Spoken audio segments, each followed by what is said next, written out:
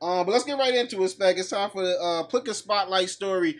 Sometimes it's the biggest story of the week. Sometimes it's not. But this one definitely rang bells. Like Sunday at 12 o'clock, man. Bronny James had himself a cardiac arrest on the campus of USC. If you're not familiar with who Bronny James is, that's LeBron James' son.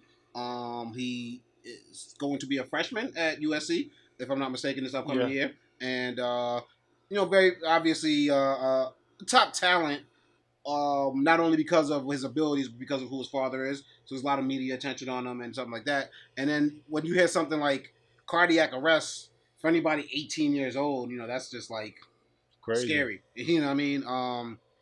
We saw that he was rushed. Shout out to USC. They were very diligent in the handling of their the incident. Probably because they actually had something like this happen a year ago to another player. Yeah, I did hear about that. Yeah, and he was out for 6 names. I want to make sure I get his name right. Vince Wichiku.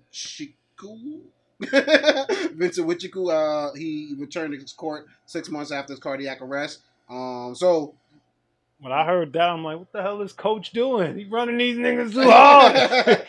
Now, if I know correctly, they were only reason they're practicing this early is because they go overseas. And they do like a tour, you know what I mean, to definitely build awareness for the basketball team at USC. And just I remember UCLA had went that one year, and Lonzo Ball's brother. No, it's not Duke. It's UCLA. Yeah, remember Lonzo Ball's brother got the sunglasses. It's in China, so yeah, they were definitely. The USC was gearing up for an overseas trip. But yeah, just to hear something about an 18-year-old cardiac arrest is crazy. Like. He was in the intensive care unit for a little bit too, right? Yeah, a couple days. It was a couple days? No, a couple hours. Yeah, a couple hours. And then they got him out.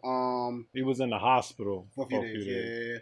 Yeah. Seen LeBron tweeting out, saw a video of him playing the piano, just while he's recovering with around his family around him. So shout out to Bronny. But it's that was weird. Like usually I'm the one who kind of like sends I won't say I'm the one, but we all kind of send headlines when we come across certain news stories that like, oh wow, the group might be like, yo, this is serious. And like, I didn't even want to send that one out, you know what I mean, about what happened to Bronny James. It's like, damn, like, I mean, first of all, make sure it's real. You know what I mean? Make sure it's ain't no fake headline. And then two, like, we rooting for Bronny James, whether we say it or not, you know what I mean? Because it's just something that we want to see the story happen. We want to see it make sense. And then, obviously, like I said before, any 18-year-old dealing with that is something of concern.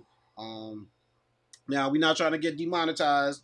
We not RFK over here. You know what I'm saying? We don't even want to use the word. We'll say maxing out. You know what I mean? Like, a lot of people came to the conclusion that this might have happened because of young athletes maxing out because they have to do that. That's part of the protocol for them to be on their team and to get the vaccine. And obviously the deniers are gonna come out of the woodwork or something like this happens. They did it when Damar Hamlin. They did it when Jamie Foxx, went down. And obviously they're going to come out and say something like that with Bronny James. But I don't want to feed into that if it is the vaccine or not. But as someone who doesn't consider themselves a vaccine denier, it's a little suspicious at what's happening nowadays in terms of just young people having some issues in terms of strokes, cardiac arrest, you know what I'm saying? Things of that nature. This type of stuff was happening before the I'm pretty sure it was, but now it gives us.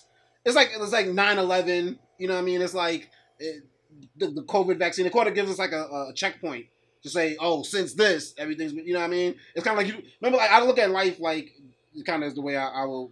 The age we were when it happened, but I look at life like before or after 9/11. Like the world before 9/11, TV looked different. Cars were shaped different. Mm-hmm. You know what I'm saying? And it's like post 9/11. Everything's HD. Everything's clear. You know what I'm saying? Pre-COVID and post-COVID. Yeah.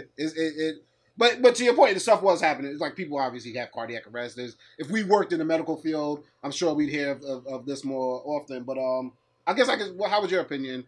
Or how'd you feel when the news first hit you about Bronny James? I was just, it sucks. I mean, young kid.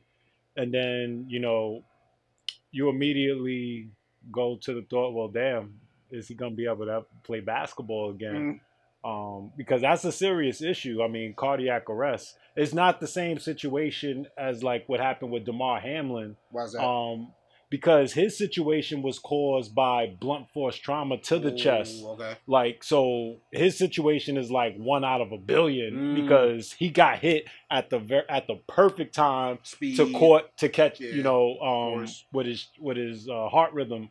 Whereas Bronny James, this is the equivalent of like a non-contact injury, Yeah. you know, so Which which makes it is a little scarier. usually brought on by some type of pre-existing condition. Whether they knew about it or not, they may know about it now. Mm. And so there may be something else going on that sparked this, and you know, so hopefully, you know, everything ends up being good with him. He's able to make a recovery. They did say, I mean, even with these type of injuries, some people can come back to, you know, play. So hopefully that's the case Yeah, for yeah. him. His teammate, who I just mentioned, was out for 6 months. But at the time, they were like, he never played basketball again. Oh, they did say Yeah, they that? did say that. But they said they didn't apologize. Said they came out prematurely and said that in the case of Vince.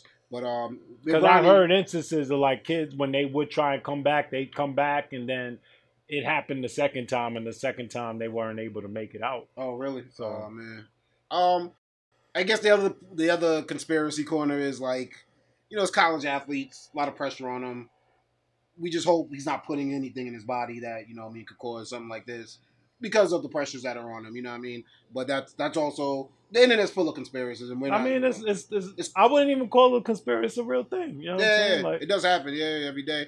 But no, we wishing the best for Bronny James, and we rooting for you, and we want to see you recover. Whether you make it to play basketball ever again, we want to see you live. We want to for see you real, live to for your real. full. Your dad's a billionaire. You know what I mean? You got the world at your fingertips. You know what I mean? Enjoy life, live it up. You know what I mean? And definitely thoughts and prayers on your road to recovery, Bronny James.